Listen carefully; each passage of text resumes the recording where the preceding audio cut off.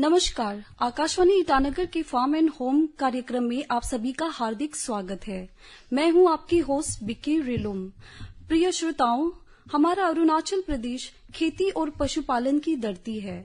यहाँ का हर घर किसी न किसी रूप में प्रकृति से जुड़ा हुआ है। लेकिन बदलते वक्त के साथ क्या हम अपनी खेती और पशुपालन के तरीकों को बदल रहे हैं? तो चलिए आज हम एक ऐसे विषय पर चर्चा करेंगे जो हमारे किसान भाइयों के लिए मुनाफा का सौदा साबित हो सकता है। आज का हमारा टॉपिक है pig farming and its prospects in Arunachal Pradesh. आज के प्रोग्राम में हम जानेंगे कि कैसे बेटर फार्मिंग प्रैक्टिसेस और साइंटिफिक अप्रोच के थ्रू पिग फार्मिंग को और ज्यादा प्रॉफिटेबल और सस्टेनेबल बनाया जा सकता है। इस विषय पर गहराई से जानकारी देने के लिए आज हमारे स्टूडियो में मौजूद है एक बहुत ही विशेष मेहमान डॉक्टर डोनी जिनी जी। डॉक्टर साहब ICAR बासार में सीनियर साइंटिस्ट है और लाइव स्टॉक डेवलपमेंट के क्षेत्र में उनका बरसों का अनुभव है। डॉक्टर साहब, आकाशवाणी ईटानगर में आपका स्वागत है। सवाल जवाब शुरू करने से पहले मैं चाहती हूँ कि आप हमारे श्रोताओं को अपने काम के बारे में थोड़ा बताएं। आपका जो ICAR के साथ सफर रहा है वो हमारे लोकल किसानों की जिंदगी से कैसे जुड़ा हुआ है? Thank you.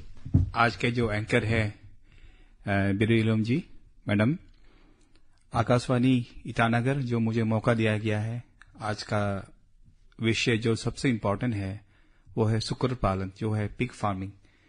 तो मैं थोड़ा सा मेरे बारे में बताना चाहूंगा। मैं बेसिकली डॉक्टर डोनी जी ने हूँ। मैं काफी ICAR बासार में एट प्रेजेंट सीनियर साइंटिस्ट हूँ और वहां के हेड एक्टिंग हूँ।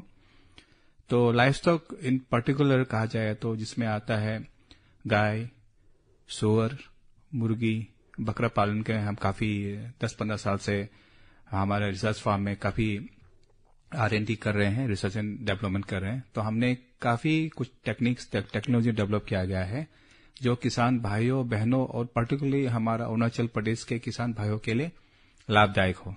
तो आज के जो विषय टॉपिक है, मैं आपको जितना इन्फॉर्मेशन आपको मैं दे सकूंगा वो स्पेसिफिक कहा जाए तो सुकर पालन जो है पिग फार्मिंग के बारे में मैं आपको बता दूंगा। डॉक्टर साहब, मेरा पहला सवाल रहेगा, अरुणाचल प्रदेश में पिग फार्मिंग हमारी कल्चर और इकोनॉमी के लिए कितनी इम्पोर्टेंट है?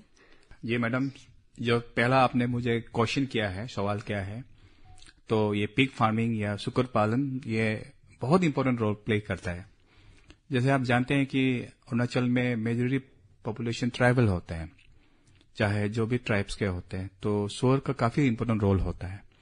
In terms of social culture में कहूंगा तो जितना भी अब रिचुअल्स होते हैं, पूजा पाठ कहते हैं जी। जैसे कि शादी हो गया, कोई बीमार हो गया या जो भी इवेंट्स होते हैं, तो सूअर पालन यही चीज, सूअर को हम सेक्रीफाइस करना पड़ता है। तो ये एक बहुत बड़ा रोल होता है। दूसरी बात आप जिसमें बोला हूं, जैसे कि कल्चरल व्यू पॉइंट से, जैसे कि पहले जमाने में जो हमारा फोक टेल्स अभी भी करते हैं, जब बीमार होते हैं तो हम लोग लोकल न्यूबू बोलते हैं, उसमें क्या करते हैं कि कोई बीमार होने से भी पिग को स्लॉटर कर उसके लीवर को देख के वो लोग पता करते हैं कि क्या बीमारी है। इवन शादी करने से भी ऐसे यूज करते हैं। और एक कल्चर ही हो कि हमें सूअर को जब भी देते हैं, सूअर देना हमारा कस्टम्स ट्रेडिशन में इंटैक्ट हो गया, तो इसलिए सूअर पालन हम छोड़ नहीं सकते, हमारे इनबिल्ट सिस्टम है। तो रहा दूसरा सवाल इकोनॉमी का, तो आप देखेंगे सूअर का क्या इंपॉर्टेंस है।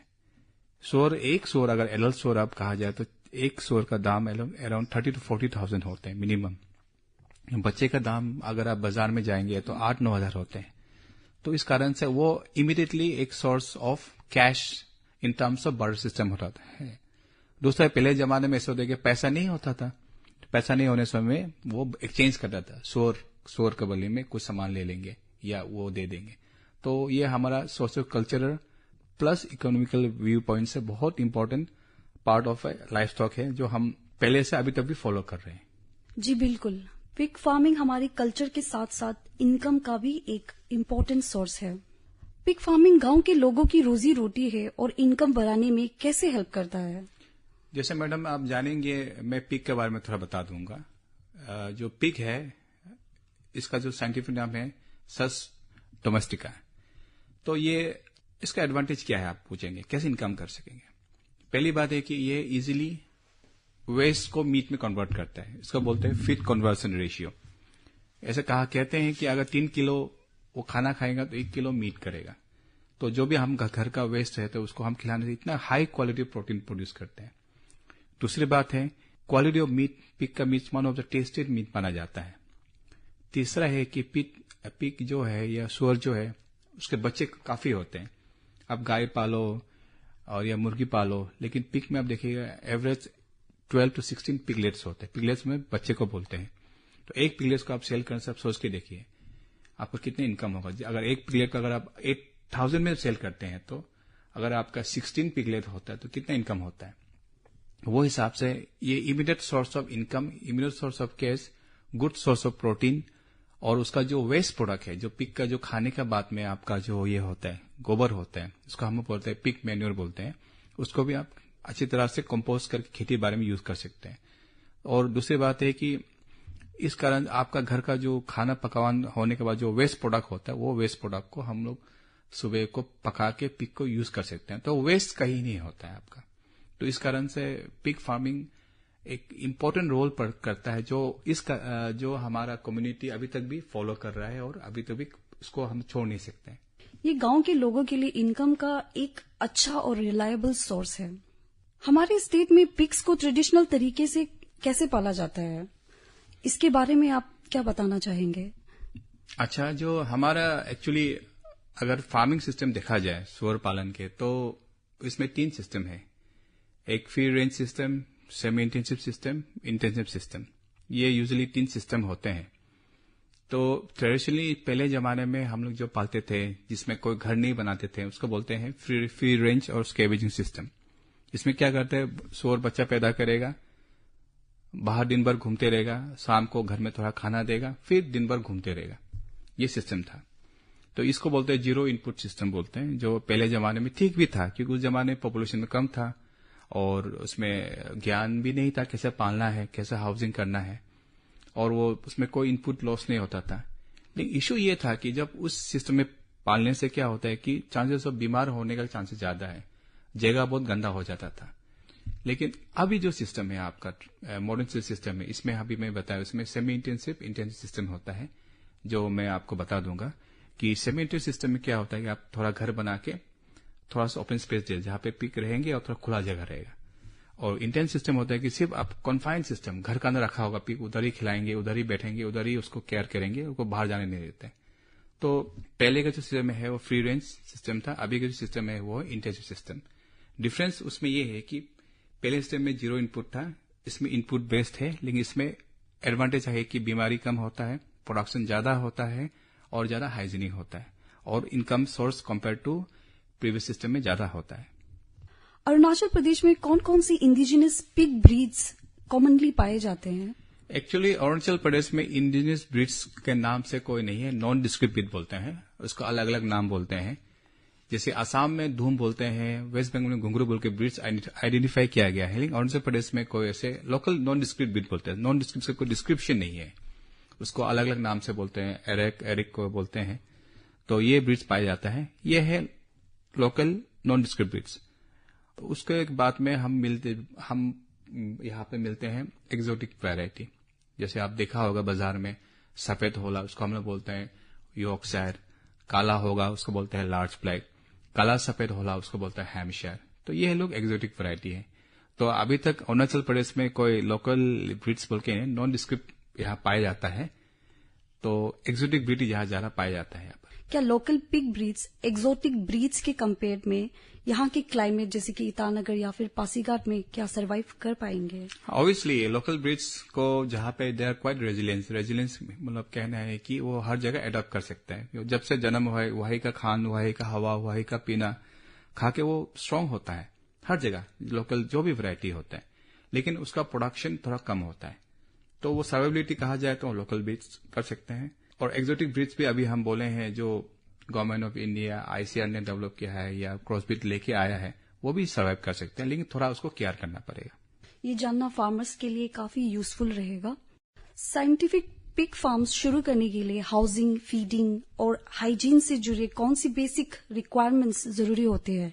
बहुत अच्छा क्वेश्चन आपने पूछा है। जो मेन हार्डकोर और main pillar of livestock farming कहा जाए, नॉट ओनली सूअर पालन में, चाहे आप गाय पालन बोलो, बकरी पालन बोलो, मुर्गी पालन बोलो, तो हम लोग कहते हैं उसको लाइफस्टॉक में 4 पिलर्स बोलते हैं। हाउसिंग, घर, फीडिंग, खाना, हेल्थ केयर, बीमारी का, चौथा है मैनेजमेंट। तो आप जब पिग फार्म करने जा रहे हैं, आपको ध्यान फर्स्ट, जब आप पिग फार्म खोलने के पहले आपको एक इमेजिनेशन करना पड़ेगा, मुझे कहाँ बनाना है। तो घर को ऐसे जगह बनाइए जहां पर अच्छी तरह से सनलाइट हो। यूजुअली हम लोग पिग को ऐसे जगह पालते हैं जहां पे सबसे गंदा जगह पालते हैं, जहां डैम जगह पालते हैं। अगर कोई भी जानवर, इवन आदमी को रखने से भी बीमार हो जाएगा।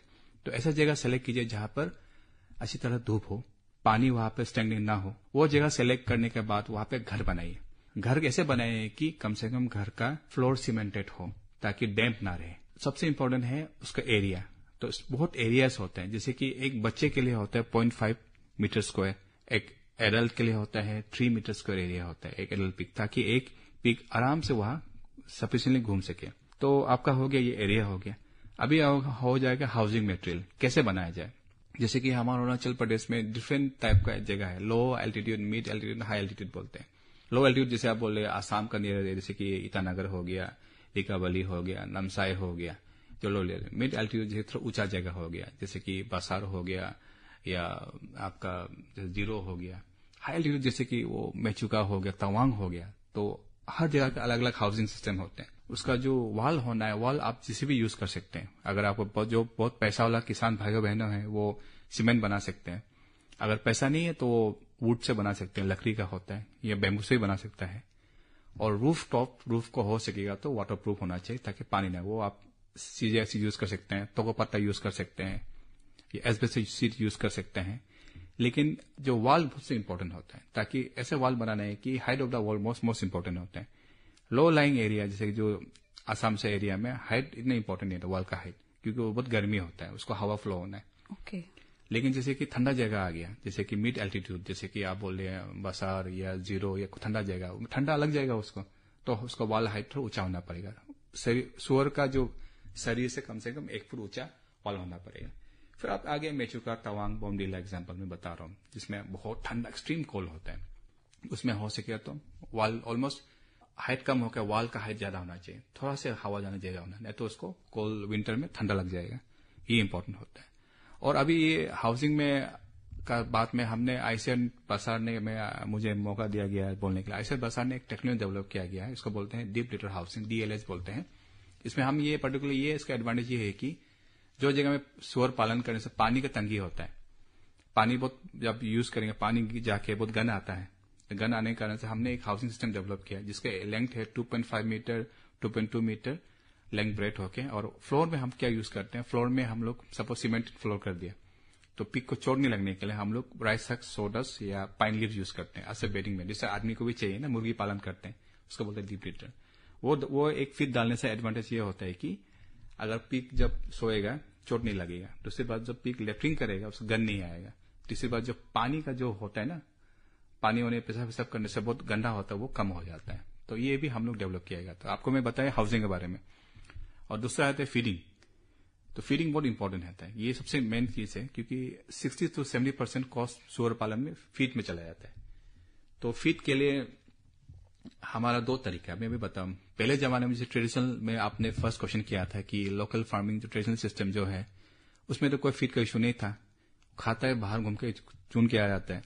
लेकिन अब जब समय का साथ बदलाव होता है तो हमें सेमी इंटेंसिव इंटेंसिव सिस्टम करना पड़ता है, जहां पे हम रखना पड़ेगा। जब रखेगा तो खाना देना पड़ेगा, तो देने में हमें यह ध्यान देना चाहिए कि उसका रेशन प्रोटीन कंटेंट ज्यादा होना चाहिए। जैसे कि जब बच्चे होता है उसमें 20 to 22% प्रोटीन होना चाहिए, बड़े हो गए तो 18 to 20% होना है। जब प्रेग्नेंट होगा उसमें प्रोटीन परसेंट थोड़ा कम होता है।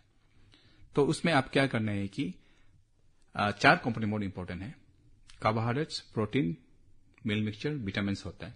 तो कार्बोहाइड्रेट सोर्स में हम लोग यूजुअली सुअर फार्मर जो भी किसान भाइयों बहनों को मैं रिक्वेस्ट करूंगा कि आपको देखना है कि क्या मिलता है। कार्बोहाइड्रेट सोर्स में आप मेज, मक्के बोलते हैं, है कि नहीं, मेज दे सकते हैं जी।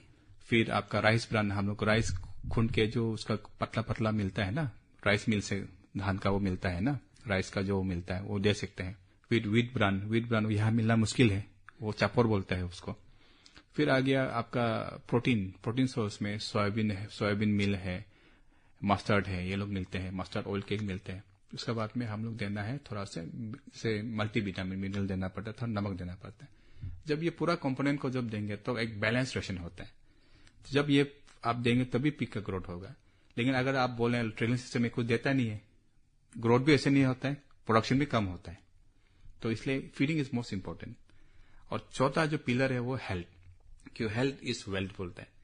अगर आपका हेल्थ ठीक है तो वेल्थ भी होता है। तो पिग में ऐसे है कि they are more susceptible to disease also. जैसे कि कॉमन डिजीज है पिग में क्लासिकल स्वाइन फीवर, फिर अफ्रीकन स्वाइन फीवर, आप सुना होगा, ये काफी डिजीज है। तो कुछ डिजीज के लिए हमें हेल्थ के लिए हमें time to time deworming and vaccination करना बहुत जरूरी होता है। तो डिवॉर्मिंग जो बोलते हैं, डिवॉर्मिंग अलग अलग टाइप के, वो मैं आपको ग्रेजुअली बता दूंगा, जो टाइम टू टाइम हमें पिग में देना पड़ता है। और सबसे लास्ट में है मैनेजमेंट। घर बना लिया, अब क्या करेंगे, आप सोल लेके आना है। तो सोल लेके आने समय आपको क्या ध्यान देना पड़ेगा, सोन का बीजन जाति क्या पालेगा, आपको क्या बीजन लेके, कहां से लेके आना है। यूजुअली हमारा फार्मर क्या करता है, जाके हारमोती से लेके आता है, जाके ही नहीं, हमें अच्छा एक पिग फार्म, ब्रीडर फार्म से जाना चाहिए, जिसका पेडिग्री बोलता है, उसका मामा पापा कौन है जानना चाहिए, उसका पिताजी, उसका माँ का कितना बच्चा हुआ है। माँ का 12 बच्चा है तो माँ बेटी भी ऐसे ही आएगा, और बाप का कितना बच्चा हुआ है। तो वो बीजन को आप वो जगह से आप परचेस करना है। लेने के बाद में आप डायरेक्टली लेके, हम लोग क्या करते हैं बस्ती वाले, पिग लेके बच्चा को लाने के बाद पुराना पिग के साथ मिक्स कर देते हैं। ऐसे नहीं करना चाहिए। उसको लेने के बाद में, बच्चे को लेने के बाद में आप उसको अलग से, या एक बच्चे मत लीजिए, 2-3 बच्चे नहीं लेने से, अलग से उसको क्वारंटाइन बोलते हैं, 1 महीना तक अलग से एक जगह रखना चाहिए, ताकि बाई चांस को बीमारी आए वो पुराने स्टॉक में न लग जाए जो आप ऑलरेडी पाल रहे हैं। 1 मंथ के बाद में उसको हम लोग डिवॉर्मिंग करते हैं। डिवॉर्मिंग मतलब कहते हैं पेलू को दवाई ना, उसको देते हैं। वो देने से पेट में जो कीड़ा वीरा निकल जाके तब हम मिक्स करना है। ये बहुत इंपॉर्टेंट है। और टाइम टू टाइम, अभी हमें जो बोला, हर 3 महीना में उसको डिवॉर्मिंग करना है। और वैक्सीनेशन आपको करना बहुत जरूरी है। मैं किसान भाइयों बहनों को ये कहना चाहूंगा कि जिस तरह हम बच्चे को वैक्सीनेशन करते हैं, सुअर बोलो, मुर्गी बोलो, उसको वैक्सीन करना बहुत जरूरी होता है। ये सब बेसिक चीजें ध्यान में रखना बहुत जरूरी है। ये सब फॉलो करने से पिग्स हेल्दी रहते हैं। जी। पिग्स जो हैं वो किस उम्र में बेचने के लिए रेडी हो जाते हैं? जी मैडम, ये जिसमें बोला है, आपका पिग को पालने का 2 ऑब्जेक्टिव होता है। एक ऑब्जेक्टिव होता है कि आप उसको मीट के लिए बेचें, एक होता है बच्चे के लिए। यूजुअली जब उसको मीट के लिए हम लोग बोलते हैं फैटनिंग, मोटापा के लिए ना, जिसमें हम लोग लड़का को कास्ट्रेशन करके, लड़का को कास्ट्रेशन मतलब उसको, लड़का जब 2 महीना के बाद में उसका टेस्टिकल्स को हटा देने से वो जल्दी बड़ा हो जाता है ना, तो इसको फैटनिंग बोलते हैं। तो फैटनिंग पर्पज के लिए कहा जाए तो यूजुअली 8 महीना, अच्छा वैरायटी में 9 महीना तक, 8-9 महीना राइट टाइम होता है। लेकिन हम लोग यहाँ में इतना अच्छा वैरायटी फार्मर एफोर्ड नहीं कर सकते, क्योंकि पहली बात है बहुत एक्सपेंसिव होता है दाना, और इतना अच्छा वैरायटी मिलना भी, प्योरली मिलना मुश्किल है। तो हम लोग यहाँ पर ज्यादातर क्रॉस ब्रीड मिलते हैं। अगर आप बोले, इसमें बताया था यॉर्कशायर सफेद होला, हैम्पशायर काला सफेद होला, एकदम काला होला, लार्ज ब्लैक मिलते हैं। तो उसमें हम लोग क्या करना है, यूजुअली 1.5 1.5 साल के अंदर में एटलीस्ट उसका बॉडी वेट 70 to 80 या 100 किलो होने से तब सेल करना चाहिए। Not on month wise, on body weight wise आपको देखना चाहिए किसान भाई बहनों को। और दूसरी बात आ गई आपका बच्चे के बारे में। यूजुअली जब फर्स्ट टाइम जब बच्चा, लड़की बच्चा जब माँ बनने के बाद में जब फॉलोइंग होता है, following means the process of giving birth of pig, बच्चे जन्म होने का साथ में विद इन 1 महीना 1.5 महीना में उसको हम लोग सेल कर देना है। पहले में 2 महीना में करता था। 2 महीने में करने से प्रॉब्लम क्या होता है कि वो बहुत देर तक माँ का वो दूध पीता है ना, तो दूध पीने के कारण से माँ कमजोरी हो जाता है। तो बच्चे जन्म होने का 1.5 महीने के अंदर में उसको सेल कर देना चाहिए। यूजुअली अगर कहा जाए कंक्लूजन में, फैटनिंग मीट के लिए जब उसका एटलीस्ट 80-90 किलो 100 किलो हो जाए तब सेल करना है। वो 1.5 साल में हो सकता है, अच्छा खिलाया तो 8 महीने भी हो सकता है। और बच्चे को जैसे जन्म होने के 7 साल में अगर सेल कराया तो विद इन 1.5 महीना में उसको सेल करना चाहिए। ये प्लानिंग के लिए काफी हेल्पफुल इन्फॉर्मेशन है। इससे पता चलता है कि ये एक अच्छा बिजनेस ऑप्शन हो सकता है। अरुणाचल प्रदेश में पिग फार्मर्स को कौन कौन से बड़े चैलेंजेस का सामना करना पड़ता है? जी madam, it's a very right question. क्योंकि आप जब भी कोई एंटरप्राइज करने जा रहे हैं, पिग फार्मिंग बोलो, तो मेजर चैलेंजेस है यहाँ पर मैं पाया गया ओवर द ईयर्स में, वो है कि खाने का, जो क्योंकि पिग का जो फीड कॉस्ट होता है around 60 to 70% of cost of production होता है। तो दाना के लिए हमें थोड़ा होमवर्क करना पड़ेगा। तो हमारा पर अभी मैं बताया रेशन प्रिपरेशन में जो व्हीट ब्रांड बोलते हैं, जो सोर्स ऑफ कार्बोहाइड्रेट्स है, वो हमारे यहाँ मिलता नहीं, उसके लिए हमें बाहर को डिपेंड करना पड़ता है।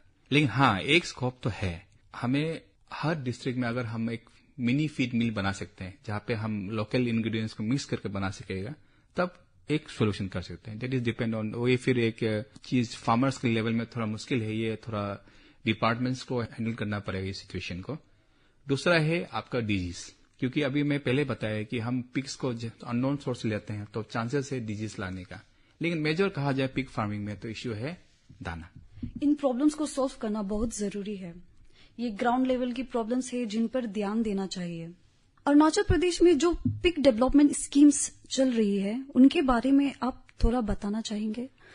जी मैडम, जैसे कि फिलहाल आईसीआर बसार में तो कोई पिग डेवलपमेंट स्कीम्स हमारा होता नहीं है, लेकिन गवर्नमेंट ऑफ अरुणाचल प्रदेश में आत्मनिर्भर पशु कल्याण योजना, पशुपालन योजना आई थिंक वो है, जिसमें पिगरी, डेयरी, पोल्ट्री में अब सब्सिडी दिया जाता है गवर्नमेंट ऑफ अरुणाचल प्रदेश, जिसमें मेरे ख्याल से 40% बैंक सब्सिडी दिया जाता है, 40% डिपार्टमेंट दिया जाता है, 10% उस किसानों को लेना पड़ता है, जिसमें वो फार्मर एक किसान होना चाहिए, सेल्फ हेल्प ग्रुप होना चाहिए, फार्मर इंटरेस्ट ग्रुप होना चाहिए। क्या करना है कि वो अपना डीपीआर स्टेट गवर्नमेंट से बना के सबमिट करना पड़ता है। तो इस ढंग से किसान फार्मर को government Arunachal Pradesh under that योजना में काफी हेल्प किया जाता है। अफ्रीकन स्वाइन फीवर जैसे डिजीज आउटब्रेक्स कितने सीरियस होते हैं और इन्हें कैसे प्रिवेंट किया जा सकता है? जी मैडम, पिग्स में सिर्फ अफ्रीकन स्वाइन फीवर नहीं, काफी बहुत डिजीज भी होते हैं। मैं आज थोड़ा आपको मैं कहना चाहूंगा।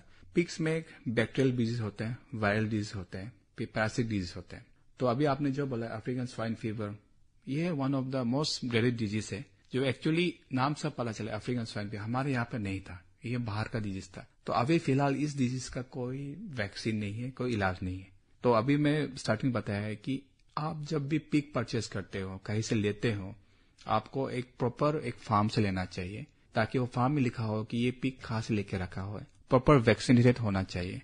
अगर ऐसा नहीं होने से अगर वो डिजीज में ऑलरेडी वो अफ्रीकन स्वाइन फीवर का वायरस घुसा हुआ है, तब ये अगर आप लेके आया तो आपका बाकी पिग भी कॉन्टामिनेशन हो जाएगा, डिजीज हो जाएगा।